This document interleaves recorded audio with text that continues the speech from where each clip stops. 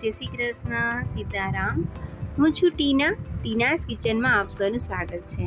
આજે આપણે બનાવીશું રોટલીમાંથી નવો નાસ્તો। તો ચાલો એને બનાવીએ। તો એક બાઉલ મેં બટેકા બાફેલા લીધેલા છે, 4 થી 5 નંગ છે। ડુંગળી સમારેલી છે, ટમેટા સમારેલા છે, મરચાંની કટકી છે, મસાલા સિંગ છે અને સેવ છે। હવે એક લોયામાં આપણે 3 થી 4 ચમચી જેટલું તેલ લેવાનું છે અને તેમાં આપણે લીમડાના પાન નાખીશું કે જે મસાલો વઘારીશું એ બહુ સરસ સ્વાદ આવશે એનો। ત્યાર પછી તેમાં રાઈ અને જીરું અને જે મરચાંની કટકી કરી છે તેને આપણે થોડીક વાર રહેવા દઈશું તેલમાં, એટલે એ તળાઈ જાય। ત્યાર પછી તેમાં ડુંગળી પણ એમાં મિક્સ કરી લઈશું। જે મસાલામાં ડુંગળી અને ટમેટાં નાખી છે તો મસાલો ખૂબ જ ટેસ્ટી બનશે।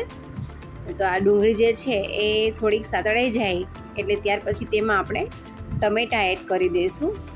ટમેટાં જે છે એ એક નંગ જેટલું ટમેટું છે જેના મેં પીસીસ કરી લીધા છે। હવે એને પણ સાથે મિક્સ કરી લઈશું। ત્યાર પછી તેમાં આપણે બધા મસાલા નાખીશું। તો થોડીક હળદર,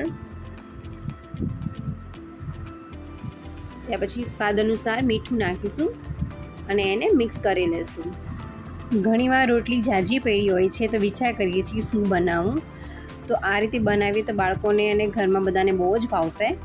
તો આવી રીતે સ્ટફિંગ બનાવી અને રોટલી બનાવશું તો બહુ મસ્ત લાગશે। તો તમે પણ ટ્રાય કરજો આ રીતે બનાવવાનું। તો જો આપણે એકદમ મિક્સ થઈ ગયું છે અને એકદમ ડુંગળી અને ટમેટાં ચડી ગયા છે। તો આપણે જે બટેકાનો જે મેશ કરેલા છે તો એ આમાં એડ કરી દઈશું। તો હવે આપણે એમાં નાખી દઈશું। જે મસાલો આપણે બનાવીએ છીએ 6 થી 7 રોટલી આમાંથી ભરી શકાશે। હવે એમાં આપણે નાખીશું મરચું, જેટલું તીખું કરો એટલું કરી શકો છો તમે। અને મરચાંથી આવો સ્વાદ અલગ આવે છે અને એને કાશ્મીરી મરચું હોય તો કલર પણ બહુ સરસ આવશે। હવે આને આપણે એમાં મિક્સ કરી લઈશું। જ્યારે આ સ્ટફિંગ ભરીએ છીએ રોટલીમાં ત્યારે રોટલીનો સ્વાદ જ અલગ થઈ જશે। જો આ રીતે મિક્સ કરી લેવાનું છે એકદમ। આપણું જે સ્ટફિંગ છે તૈયાર થઈ ગયું છે। હવે એની ઉપર આપણે થોડોક લીંબુનો રસ એડ કરી દઈશું કેમ કે ખટાશ આવી જશે, અને થોડોક ગરમ મસાલો। હવે એને આપણે વ્યવસ્થિત પાછું મિક્સ કરી લઈશું જેથી ગરમ મસાલો અને લીંબુનો રસ છે એ પણ એમાં મિક્સ થઈ જાય। જો આપણું મસાલો એકદમ રેડી થઈ ગયો છે અને આ રીતે મસાલો તમે બનાવશો ને ત્યારે જ તમને ખબર પડશે બહુ મસાલો ટેસ્ટી લાગે છે। તો ચાલો હવે આપણે જે રોટલી જે પડી છે બપોરની જ રોટલી જે છે એને આપણે ભરીશું એમાં।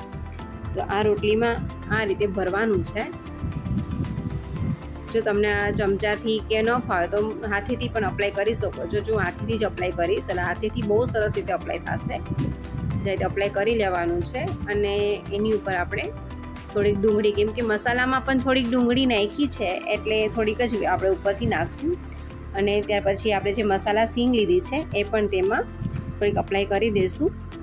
થોડીક સેવ, એની બીજી સાઈડ જે છે તો ત્યાં તમે જે ચટણી છે, ફોદીનાની ચટણી છે અથવા તો કોઈ પણ તીખી ચટણી છે, સોસ છે, જે તમને મજા આવે એવી રીતે તમે અપ્લાય કરી શકો છો। તો મેં અહીંયા ખાટી ચટણીને અપ્લાય કરી છે એક બાજુ, અને આ રીતે એને ભરવાની છે।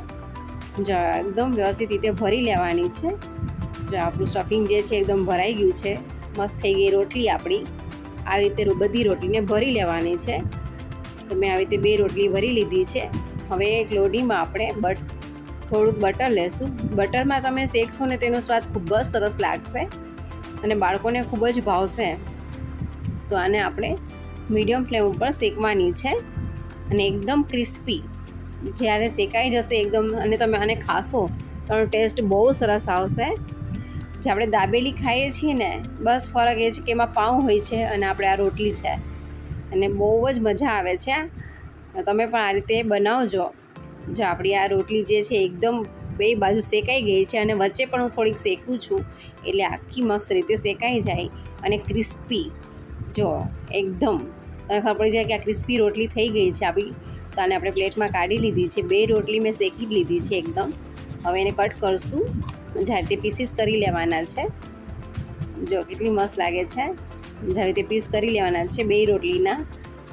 અને જે આપણે હવે સેવ ને જે લીધું છે તો એમાં જે રોટલી જે છે એને આ રીતે એમાં સેવ અપ્લાય કરવાની છે. જો આ રીતે જે એકદમ ચોટી જશે. અને જે ડુંગળી અને સેવ છે તમે એ પણ એમાં કરી શકો છો. તો આપણે આમાં માંડવીના દાણા છે, ડુંગળી છે અને સેવ છે, અને બાજુમાં લીલી ચટણી છે. તમે કોઈ પણ સોસ સાથે ખાઈ શકો છો, દહીં સાથે ખાઈ શકો છો.